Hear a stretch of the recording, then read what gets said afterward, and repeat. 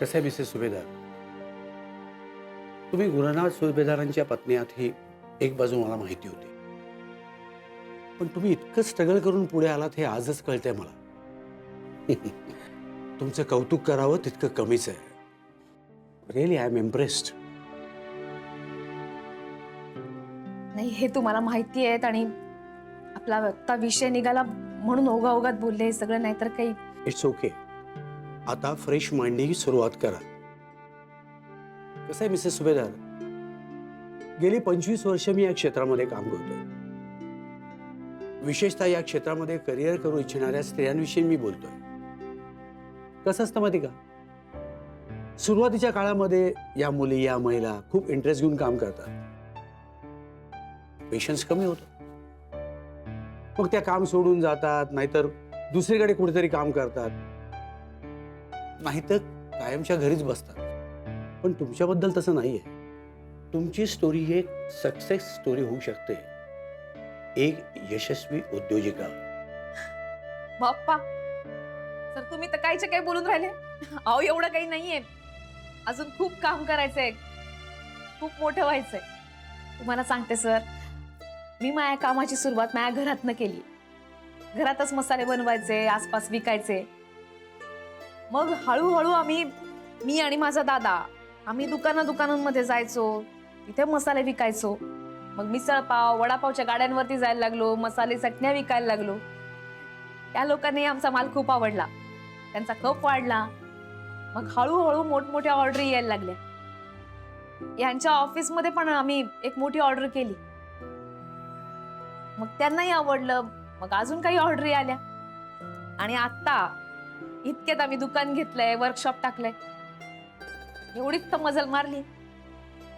आणि हे सगळं यश माझ्या एकटीचं नाही, माझ्या बरोबर काम करणाऱ्या बायकांचं सुद्धा आहे बरं. त्यांनी खूप मेहनत घेतली, फक्त यश नाही मिळालं. बऱ्याचदा खूप अडचणी आल्या, नुकसान झालंय. हे सगळेजण होते ना, म्हणून तरुण निघालो. As the spirit. कसं आहे ना, अपयश अडचणी ह्या येतच राहणार, म्हणून आपण हिंमत हारायची नसते. तुम्हाला माहितीच आहे नाही का, हो ना, की यशस्वी उद्योजकांची, कर्तृत्ववान माणसांची सुरुवात ही अशीच ग्राउंड लेवलवर होते. हो सर. नाही, ते मोठं होणं वगैरे ते सगळं ते काय आता माझ्या डोक्यात नाहीये. मला आता फक्त इतकंच माहितीये का आपण काम करायचं, काम करत राहायचं. आणि नुसतं काम नाही करायचं, तर चांगलं काम करायचं. हो, चांगलं तर काम करायलाच लागणार आहे, कारण आता तुमचे मसाले इंटरनॅशनल मार्केटला जाणार आहे. हो, पण त्याची क्वालिटी मेंटेन करणं मात्र तुमच्या हातात आहे बरं का मॅडम. हो सर. नाही, तुम्ही त्या बाबतीत काही काळजीच करू नका, त्याची आम्ही आधी काळजी घेतो. मला खात्री आहे सर, लोकांना मसाले आवडतील. आणि बरं का, मी यासाठी विशेष पॅकिंग आणि स्पेशल मार्केटिंग करणार आहे. बघा, लोकांना ते नक्की आवडतील याची मला खात्री आहे. हा सर, तुम्ही किती करून राहिलात, थँक्यू. आमचे नानाजी नेहमी सांगतात, जगात सगळीच माणसं काही वाईट नसतात, चांगली माणसं पण असतात. आपण माणसं ठरवतो कोण चांगलं कोण वाईट. आणि तुमच्यासारख्या देव माणसाकडे पाहिलं आणि विश्वास बसला. ते म्हणतात ना, चांगल्याकडे चांगलं जातं, वाईटाकडे वाईट. तुम्ही आहात ना बरोबर. आता सगळं चांगलं होईल, वाईट काही होणारच नाही. हा आशावाद असाच कायम ठेवा. आता आपण आपल्या फॉर्मॅलिटीज कंप्लीट करूया. तुम्हाला सगळं समजावून सांगतो मी. ओके.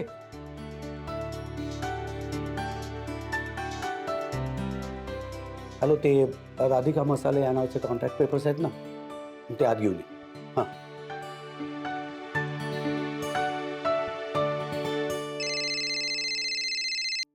काय सॅम, बोल ग. हॅलो शनया, ऐक ना, इकडे ना रोज काहीतरी वेगळंच घडतंय.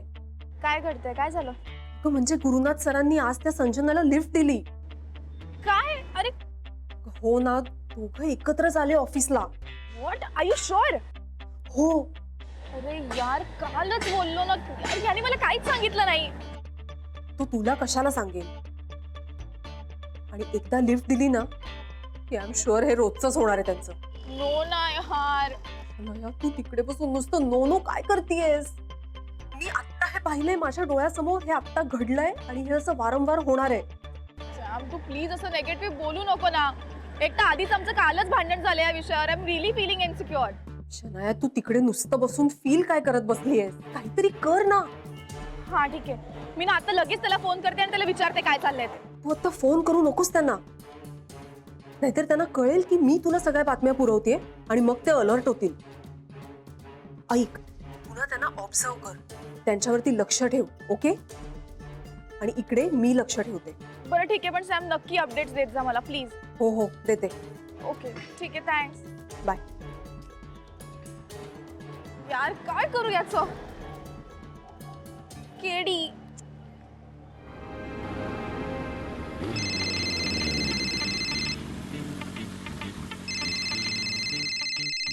अरे यार कोणाचा फोन आहे आता?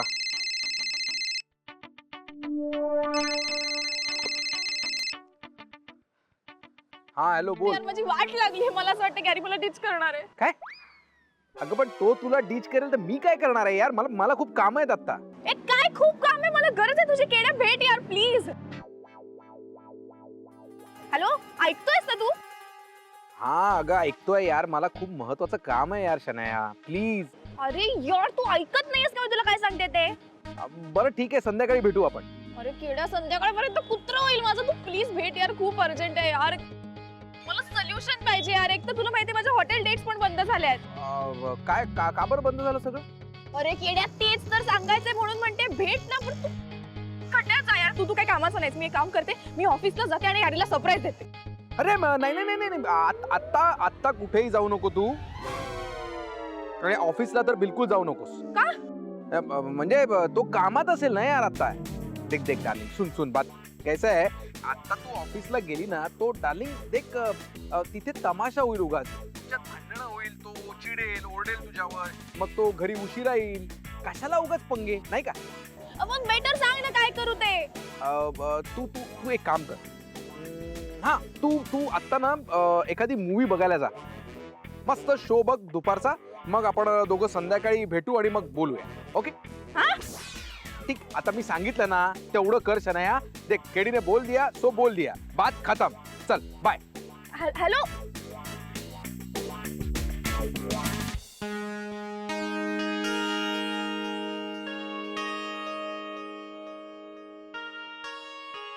अरे संजना बस ना, तू उभी नको राहूस अशी please. No sir, it's okay. Come on, no formalities, please बस ना.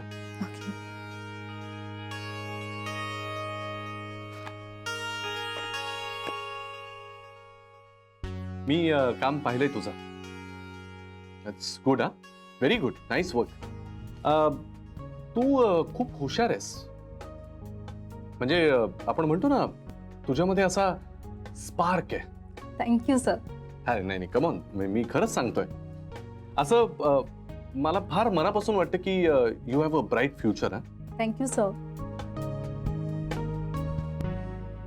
आणि असं फार कमी मुलींच्या बाबतीत असतं की you know there is a combination of beauty with brains. So तुझ्यामध्ये तसं आहे. Thank you sir. पण तुम्हालाही हेच लागू होतं. हा कसं काय? मी आल्यापासून पाहतीये तुम्ही किती हार्ड वर्क करता, स्मार्ट आहात आणि हँडसम सुद्धा. अरे कम ऑन,